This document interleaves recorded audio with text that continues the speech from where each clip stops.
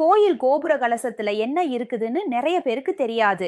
கோயில் கலசம் இது மாதிரி மற்ற கோயில் கட்டிட வேலைகளும் நாம நிறைய செஞ்சு கொடுத்திருக்கோம். இதுதான் கலசத்தோட ஸ்கெல்டன் போர்ஷன். இத சுரைன்னு சொல்லுவாங்க. இது வைரம் பாய்ந்த மரம்னு சொல்லக்கூடிய சந்தன மரத்திலோ அல்லது செம்மரத்திலோ ரெடி பண்ணியிருப்பாங்க. கோயில் கலசம்னா பொதுவா தாமிரம், தங்கம் அல்லது பஞ்சலோகத்துல தான் செஞ்சிருப்பாங்க. இந்த சுரையில முதல்ல பிளேஸ் பண்ண வேண்டிய பார்ட் பத்மம்.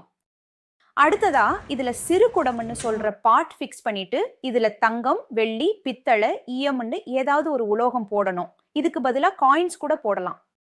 அதோட இந்த சிறு குடத்துக்குள்ள உயிர் சத்து மிக்க தானியங்கள், அதாவது வரகு அரிசி மாதிரி தானியங்கள் போடலாம். இத மூடுறதுக்குள்ள பகுதிய மேல் சிறு குடம்னு சொல்லுவாங்க. அடுத்ததா ஃபிக்ஸ் பண்ண வேண்டிய பகுதிய பிரம்மம்னு சொல்லுவாங்க. இதுலயும் உயிர் சத்து மிக்க தானியங்களை ஃபில் பண்ணி பிரம்மமோட மேல் குடத்தை போட்டு மூடிடுவாங்க. இதுக்கு அடுத்ததா மறுபடியும் சிறு குடம் ஃபிக்ஸ் பண்ணணும். ஒவ்வொரு பாட்லையும் ஏற்கனவே சொன்னது மாதிரி தானியமும் ஏதாவது ஒரு உலோகமும் போடணும். இத சிறுவர்கள், கன்னிப்பெண்கள் அல்லது வயதானவர்கள் போடலாம். இதுக்கு அடுத்ததா ஃபிக்ஸ் பண்ண வேண்டிய பார்ட் ஜாலரம். முதல்ல ஜாலரத்தின் மார்பு பகுதி, அடுத்தது 2வது ஜாலரம் ஃபிக்ஸ் பண்ணணும். கடைசியாக சிகாமணி அதாவது கும்பம் ஃபிக்ஸ் பண்ணுவாங்க. ஃபைனலா இந்த மாதிரி ஒரு ராட் போட்டு லாக் பண்ணிடுவாங்க.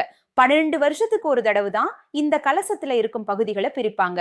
இந்த கலசம் இடிதாங்கி மாதிரியும் ஆக்ட் பண்ணுது.